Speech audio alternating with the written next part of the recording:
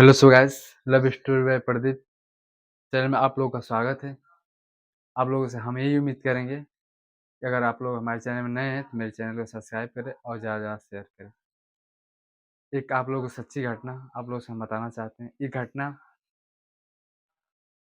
गोरखपुर जिले की है। ये उत्तर प्रदेश में पड़ता है।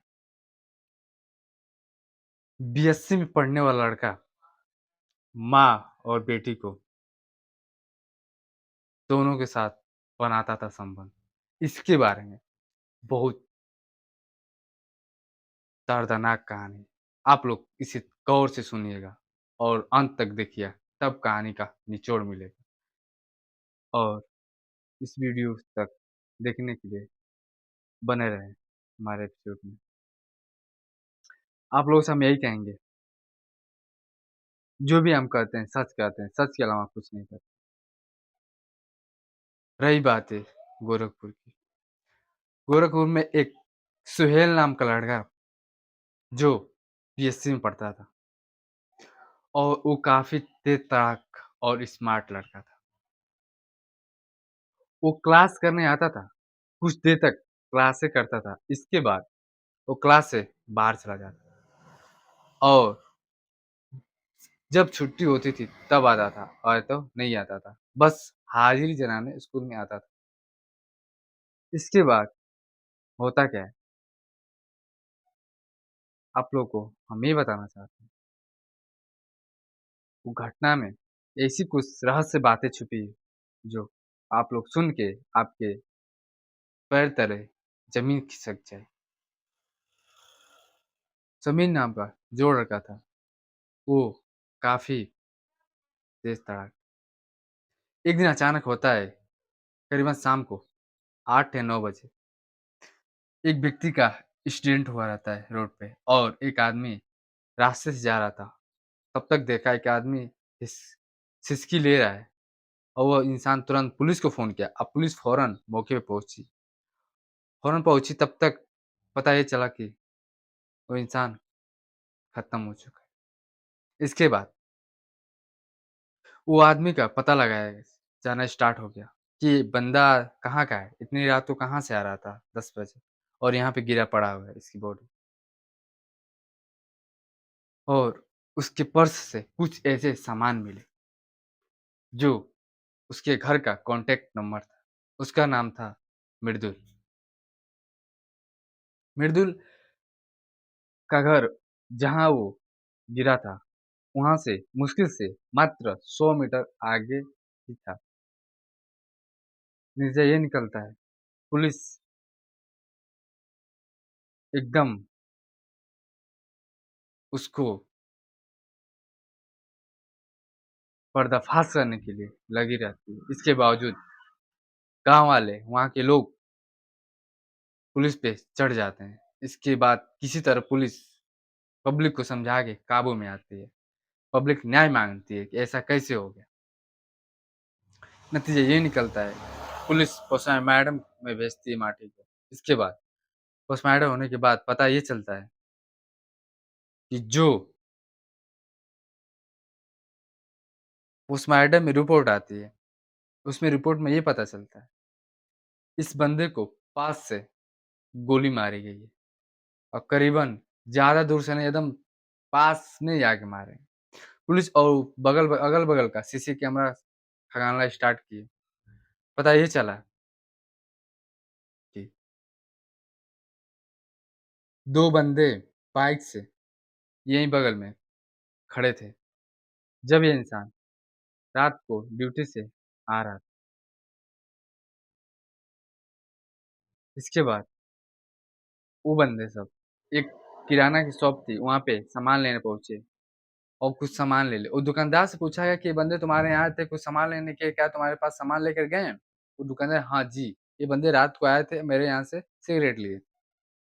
ये कहते हुए पुलिस उस बंदे को दोनों को गिरफ्तार कर लेती। गिरफ्तार करने के बाद जब पिटाई करना स्टार्ट करती है, तो वो दोनों बकसते हैं।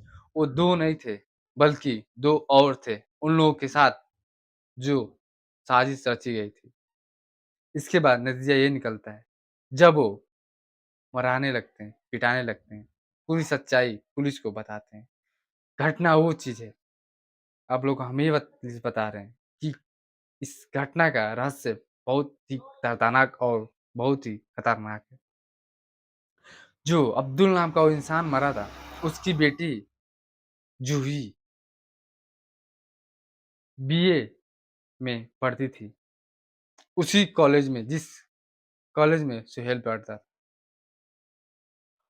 और जूही से सुहेल से काफ़ी रिलेशनशिप था। एक दिन उसका पिता लड़की को यूओ से निकलते हुए देख लिया और लड़के को भी। तो लड़के को वहीं पे 3-4 चपट्टा घिंचा और लड़के को वहाँ से भगाया और बोला, "आइंदा मेरी बेटी के साथ दिखना मत।" और लड़की घर आ गई। उसी दिन लड़की सोच ली कि मेरे पिताजी मेरे बॉयफ्रेंड को क्यों हाथ लगाए और वो जो है सुहेल था, वो बल्कि उस लड़की पे नहीं, बल्कि उसके माँ से भी संबंध बना था। ये घटना कैसे पता चला? आप लोग को हम पूरी घटनाएँ बताएँगे, बस लास्ट तक बने रहिए। एक दिन सुहेल जब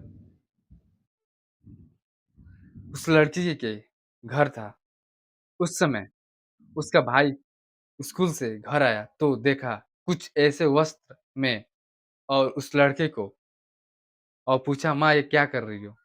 तो उसकी माँ बोली, "कुछ नहीं, बस वो कुछ किताबें माँगने आए थे, इस वजह से इनके पास बैठी थी। तुम ये सब मामलों में मत पड़ो, ऐसी कोई बात नहीं है, ये अच्छे लोग हैं।" ये लड़का जो था, उसका तो पिता जा चुका था।